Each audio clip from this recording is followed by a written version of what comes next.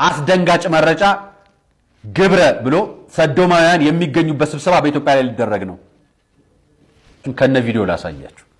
ዶክተር ስዩም አንቶኒዮስ መግለጫ የሰጠበት ከወዳጆቹ ጋር ነው። በቤተ ክርስቲያኒቱ ፕሬዝዳንትና የመሰረተ ክርስቶስ ኮሌጅ ቦርድ ሰብሳቢ ዕውቅና የኮሌጁ ፕሪንሲፓል የቤተ ክርስቲያኒቱን አቋም በመጣስ ከአናባፕቲስት ሜኖናይት ቢብሊካል ሴሚናሪ ኤምቢኤስ ጋራ የመግባቢያ ውልና ስምምነት እንደ አውሮፓውያኑ ዘመን አቆጣጠር በሰኔ ወር 2022 ተፈራርመዋል። ይህ ፊርማ ስነ ስርዓት ሲካሄድ ኤምቢኤስ ወይንም ሴሚናሪው ግብረ ሰዶማዊነትን እንደሚያራምድ የቦርዱ ሰብሳቢም ሆነ ፕሪንሲፓሉ አበክረው እንደሚያውቁ በርካታ መረጃዎች በግልጽ ያሳያሉ።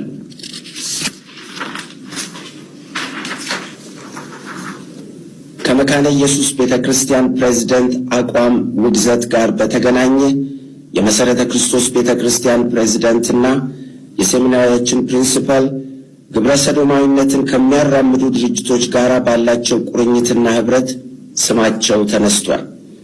በዚህም ቄስ ተረፈ ድሪባና ሌሎች ወገኖችም በመረጃ አስደግፈው ፕሬዝዳንቱና ፕሪንሲፓሉ ቤተክርስቲያናችንንና ሴሚናሪያችንን ከነዚሁ ድርጅቶች ጋር እያቆራኙ እንደሆነ ለህዝባችን በመግለጽ ጥሪ ማቅረባቸው ሌላው ተጨማሪ ማስረጃ ነው።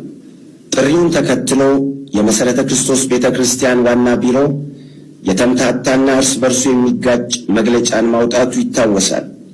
በመግለጫውም ከነዚህ አካላት ጋር ምንም አይነት ግንኙነትና ህብረት እንደሌላቸውም ገልጸዋል። መሰረተ ክርስቶስ ቤተክርስቲያን ከአሜሪካ ከሚገኘው ሜኖናይት ቸርች ጋር ዩኤስኤ ከሚገኘው ጋር የጋራ ህብረት ፈጥሯል። እነሱ ደግሞ የኃጢአተ ሰዶም ወንድ ለወንድ ማጋባት፣ ሴት ለሴት ማጋባት ህጋዊ ፈቃድ የሰጡ ናቸው። የጋራ እራት የሚባል የጋራ ግንኙነት አላቸው ህብረት። ዓለም አቀፍ ግንኙነት ደግሞ ይሄንን ደግሞ አውገዘን ራሳችን ለይተን ባለንበት ሰዓት የቤተ ክርስቲያኖቹ መሪ በራሳቸው ግንኙነት ፈጥረው እዚህ እየተገናኙ ነው። በስራም ይገናኛሉ። ይሄ ደግሞ ከእግዚአብሔር ፈቃድ ውጭ ነው ብለው ነው የሚያወግዙት። ዶክተር ስዩም አንቶኒዮስ በፕሮቴስታንቱ ወገን፣ ኢንጂነር ጌታሁን ሄራሞ በመሰረተ ክርስቶስ በኩል በጣም ከፍተኛ ትግል የሚያደርጉ ናቸው። በጣም ሊመሰገኑ የሚገባው ናቸው። ከ8 በላይ መግለጫ በ2 ቀናት ውስጥ አውጥተዋል። ከ8 በላይ መግለጫ ማንን ለመከላከል? የቤተ ክርስቲያኗን መሪ አባት ለመከላከል ከኃጢአተ ሰዶም ጋር ከሚያብሩ ጋር አብረው ስለሚሰሩ እሱን ለመከላከል ይሄ ሁሉ ቪዲዮ መግለጫ አውጥተዋል። የተመሳሳይ ጋብቻ የሚፈጽሙ አካላትን ክብር ልንጠብቅ ይገባል።